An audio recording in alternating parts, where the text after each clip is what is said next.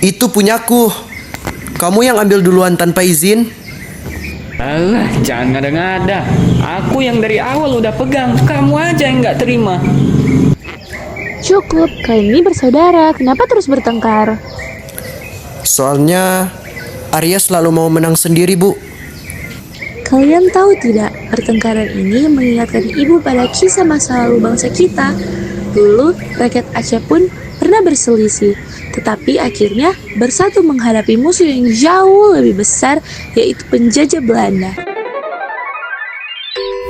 Tahun 1599, Aceh, negeri yang makmur dan kaya akan rempah-rempah. Tapi Belanda datang dengan niat jahat, hendak memonopoli dan menguasai. Sultan Aceh pun memanggil seorang panglima, Laksamana wanita pertama di Nusantara, Laksamana Malahayati. Laksamana, Belanda ingin menguasai pelabuhan kita. Rakyat kita pun mulai berselisih satu sama lain dalam menentukan pergerakan. Apa yang perlu kita perbuat? Tuanku, mereka boleh punya meriam dan kapal besar, tapi kita punya keberanian. Biarkan saya memimpin armada laut dan mempersatukan rakyat, demi Aceh. Belanda kurang ajar, Aceh juga tidak tindakan. Turunkan Sultan! Rakyatku sekalian, tenanglah. Kami sedang berundingkan strategi. Berilah hormat kalian sedikit, kita adalah rakyat, harusnya bersatu, bukan berselisih. Laksamana, kalau begini terus, rakyat yang tidak mau bersatu akan semakin banyak. Mereka bisa menjadi batu sandungan bagi kekuatan kita. Sadarkah engkau atas hal ini? Tuanku Sultan, tenangkanlah dirimu. Kita di sini untuk berunding, bukan saling menyalahkan.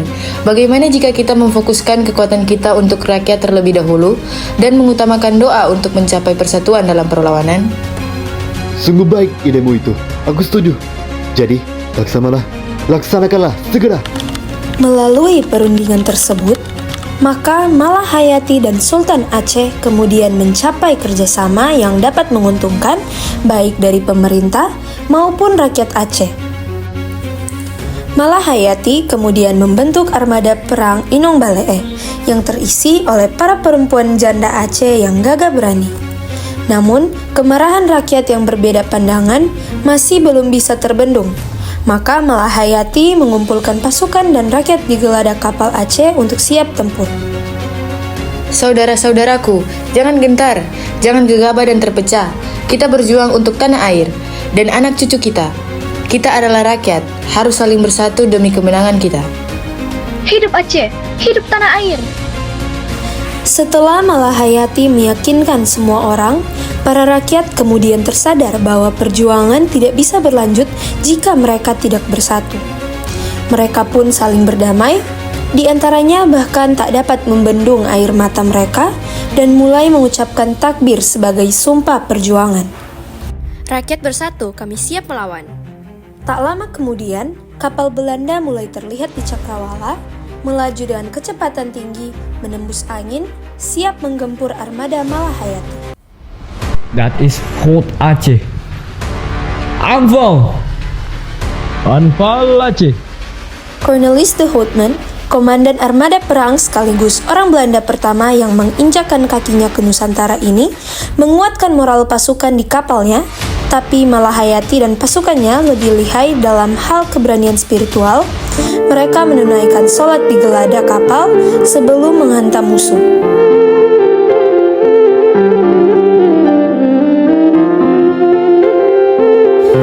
Sesudah itu, Malahayati bangkit, menghunus pedang, memberikan komando penuh untuk menyerang. Itu Cornelis, hajar mereka, naiki kapal dan jangan kasih ampun.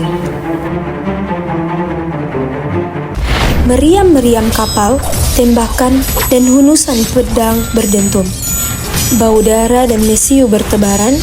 Para prajurit Aceh langsung menaiki kapal Belanda dan mulai membantai Cornelis dan prajuritnya. Malahayati tampil dengan berani, siap beradu pedang. Apa ini? Perempuan melawan kami? Hah, laut ini milik Nederland. Saya bakal bikin mati kamu semua. Laut ini milik kami. Selama aku berdiri, Aceh tidak akan tunduk. Cornelis dan Malahayati saling menghunus dan beradu pedang. Di detik-detik akhir pertempuran, Cornelis sempat memberi perintah akhir pada prajuritnya, namun Malahayati dengan sigap menusuknya sampai mati. Godverdomme, blijf vechten, mannen!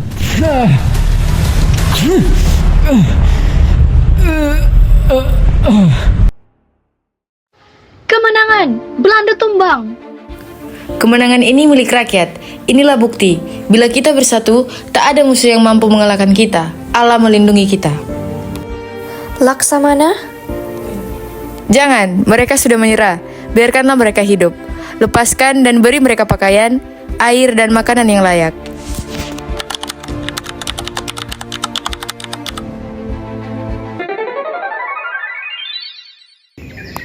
Lihatlah anak-anak, dulu rakyat Aceh mungkin berbeda pendapat, tapi mereka bersatu ketika tanah air terancam.